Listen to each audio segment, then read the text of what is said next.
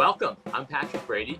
I'm Orion Breen, and this is Maine Better, Better, where we discuss community and connection with the Maine Better Transportation Association. With us today is Kyle Bailey, who represents Gorham and Scarborough in the state legislature. How are you doing today? Good. It's great to be with you guys. What would you like to get the word out about? Well, I appreciate the opportunity to talk about two bonds that I have before the legislature this session. The first is LD 969. It's an act to authorize a general fund bond issue for the construction of a convention center in Portland, improvements to the Augusta Civic Center, and a competitive grant program for capital improvements to public venues across the state. This is a $115 million bond that would direct $100 million to the construction of a convention center in Portland, $3 million to renovating the Augusta Civic Center, and $12 million to put into a competitive grant program to help capital improvements at publicly owned event facilities like the Cross Center in Bangor, the Coliseum in Lewiston, Fox Auditorium at Fort Kent. These facilities support sporting events, concerts in local communities, and drive a lot of our economic development, and they're important investments in infrastructure. And Portland, of the 106 largest metropolitan areas across the United States, Portland is 106th. There's only a half a dozen communities that don't have a large convention center, and Portland is one of them. And the other communities that don't have one have better excuses than we do. They're either next to another metro area that has a large convention center, or they lack an international airport, et cetera, challenges we don't have. And so we're not competitive.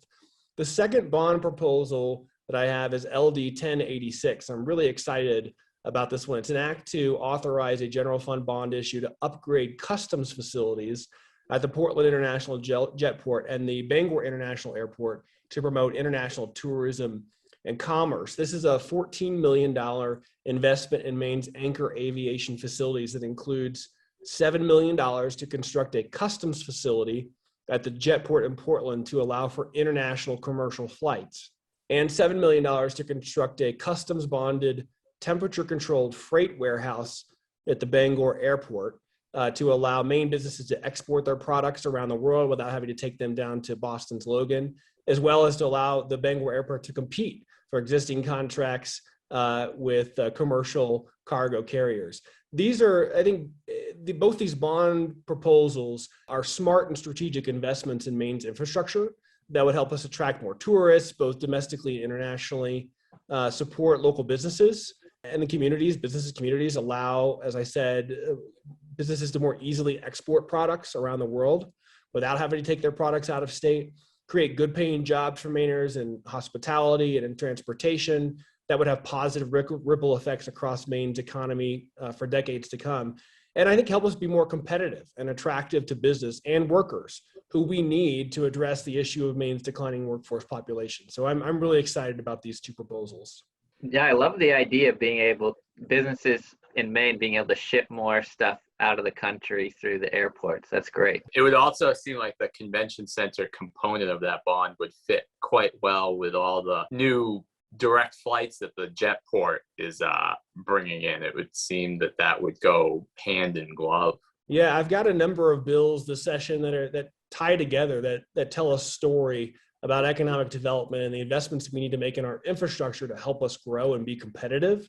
You're right. And a lot of the same organizations back both of these bond proposals because they understand, whether it's Hospitality Maine or the Chamber of Commerce or others, they understand that these investments the return on investments for taxpayers is pretty significant. I mean, the Bangor Airport, $7 million investment in the Bangor Airport in just year one, the economic forecasts for that project it could generate between $500,000 and $900,000 in economic activity. So the return on investment is significant and in short order. That's awesome. So you mentioned Hospitality Maine and the Chamber of Commerce support both of these bonds?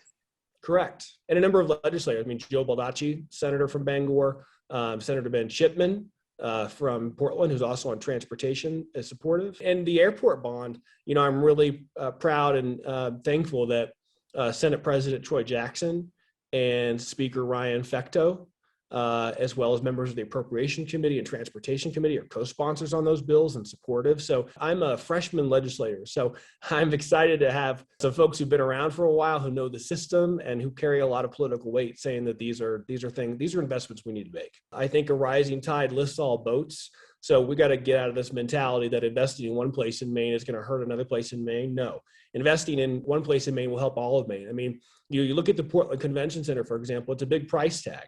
But I've got on that bill a co-sponsor legislator, my colleagues from Kennebunkport, from Rockland, from Camden, from other places in Maine, because they understand you get somebody to Maine for a professional conference for a couple of days, man, they're going to add on a couple of days to that trip and drive up Route 1 or go check out, the Katahdin Woods and Waters, or go to Acadia, or go check out what, the beauty of Oxford and Franklin County. So, get them to Maine, and the money will spread around for all of us, and the jobs and the opportunity.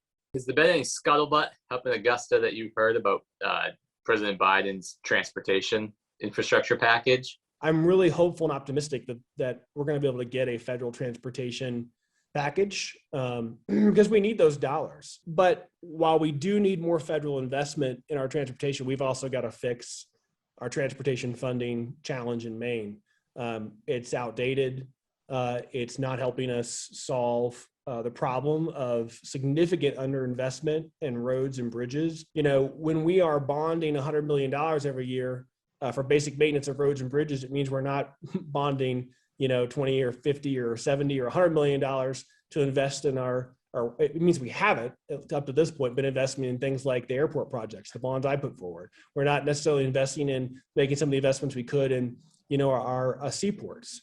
And the cool cutting edge sort of capital improvement projects that we can invest in that are really going to grow our economy and move us forward. And so if we can crack that nut and find ways to solve that problem, and look at certainly the gas tax, but also VMT and other proposals that are on the table, we're going to need sort of a bipartisan multi-prong approach to this. But if we can start to crack that nut, I think we'll then start to be able to invest more in our infrastructure and other ways too that we need to be more competitive economically. And that's why I'm so passionate about transportation and infrastructure and the two bonds that I have on the table, because these are the type, I think, investments we need to make to have a vision for Maine's future about where we're going and how we get there and how we grow and how we, create opportunity and prosperity for Maine. And this is what I'm really excited about. And it's why I'm so excited to be in the legislature to work on these issues. What are the biggest challenges or opportunities in the state of Maine? I think our biggest challenges are our demographics and our declining workforce population. I think the fact that we are the oldest state in the country and getting older faster than any other state, which means we're the wisest state in the country and getting wiser faster than the other state, of course. But it means we're having a declining workforce population. And if we don't solve that problem, if we have fewer workers and we're going to have a shrinking economy, fewer people paying taxes, that means less revenue. If we already have a problem with funding our roads and bridges, it's only going to get worse if we got fewer people paying into the system. And we've got a long and growing list of school construction projects. That list is going to continue to grow and be longer if we don't have more people paying in and creating more revenue for our state. And I worry what it's going to mean for property taxes and taxes across the board, and all the things that I would love to spend money on. I'd love to see us invest in. I mean, fat chance. Those things are going to happen if we have a declining workforce population with fewer people paying taxes. And so we got to get smart and creative. I mean, I love the work that Nate Wilds does and the folks that live at work in Maine, and trying to market our state as a place to, come and be and live. And I think we got to do a better job when it comes to the 37 million people who visit Maine every year, that book of business. We only need a small percentage of them to decide, a very small percentage of them to decide, hey, I guess I could live here, especially in a post-COVID world where you can telecommute.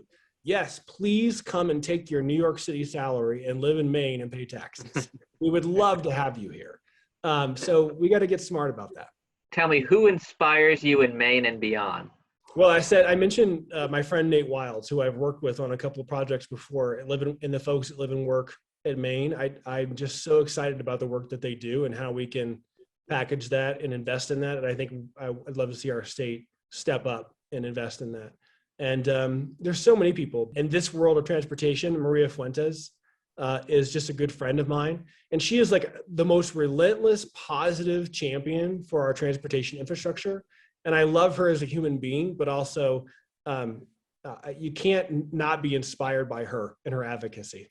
Yeah, no, Maria is awesome. She's got 2 fans right here, 3 fans for that. No question.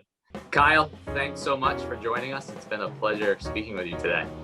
Thank you so much for having me.